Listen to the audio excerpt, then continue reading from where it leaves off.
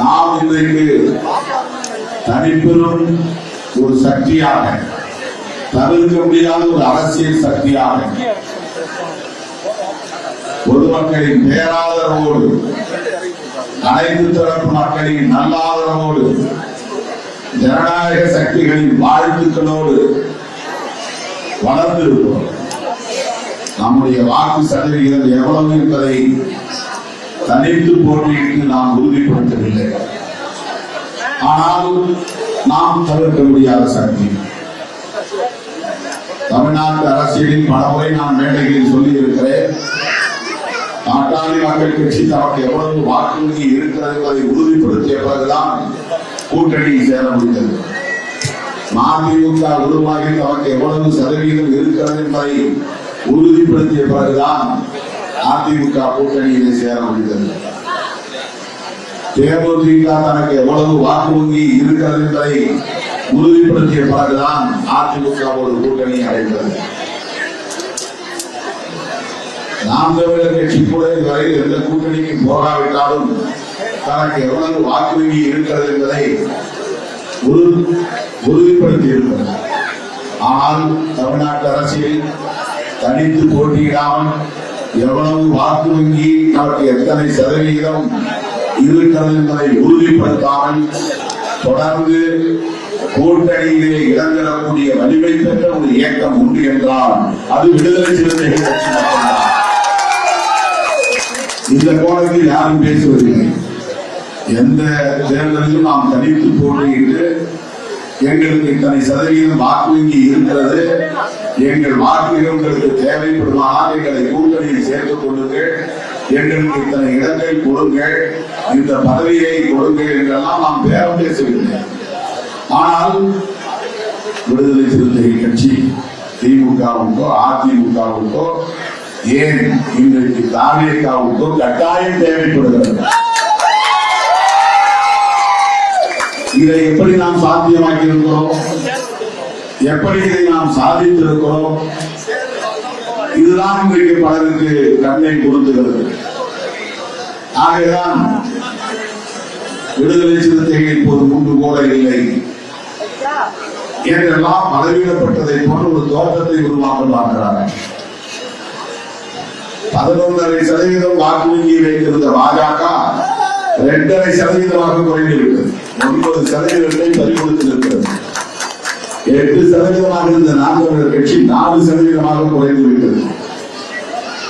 66 இடங்களில் வெற்றி பெற்ற அதிமுக 47 இடங்களுக்கு போய்விட்டது.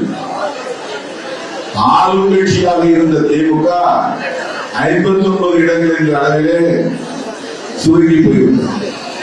இதையெல்லாம் விமர்சிக்காதவர்கள் விடுதலை சிறுத்தைகள் போட்டியிட்ட 8 இடங்களில் 2 இடங்களில் வெற்றி பெற்றும் கூட ஏதோ விசிகா பலவீனமாகிவிட்டது என்று சமூக ஊடகங்களில் நமக்கு எதிரான அவதூறுகளை கட்டமைக்கிறார்கள். ஏனென்றால் திருமாவளவனை விடுதலை சிறுத்தைகளை தமிழ்நாடு இப்படி ஒரு சக்தியாக அங்கீகரித்து விட்டதே, தனித்து போட்டியிடாமலேயே அங்கீகாரம் பெற்ற கட்சியாக இது வளர்ந்திருக்கிறது, தனித்து போட்டியிடாமலேயே தவிர்க்க முடியாத ஒரு சக்தியாக இருக்கிறது, 2 சீட்டு தானே என்று ஏளனம் செய்தவர்களுக்கு அந்த 24 மணி நேரத்தில் அந்த 2 சீட்டில் எவ்வளவு பெரிய வலிமை வாய்ந்தது என்பதை உணர்ந்திருப்பார்கள். அந்த 2 இல்லாவிட்டால் ஆட்சியே இல்லை என்கிற அளவுக்கான ஒரு சூழலை மக்கள் ஏற்படுத்தினார். அதையும் நான் அகந்தையோடு சொல்ல வேண்டும், யாரையும் குறைத்து மதிப்பிட்டு விடக்கூடாது. 108 இடங்களில் வெற்றி பெற்றாலும் சிறுத்தைகளில் 2 இடங்கள் இருந்தால்தான் ஒரு நிலை தமிழக அரசியலில் வந்ததென்றால் அந்த வாய்ப்பை தமிழ்நாட்டு மக்கள் நமக்கு வழங்கியிருக்கிறார்கள். என் தாய்மொழி என்று நான் பெருமை பொங்க சொல்லுகிற காட்டுமன்னார்குடி இந்த அறையிலும் 33,000 வாக்குகள் வித்தியாசத்தில்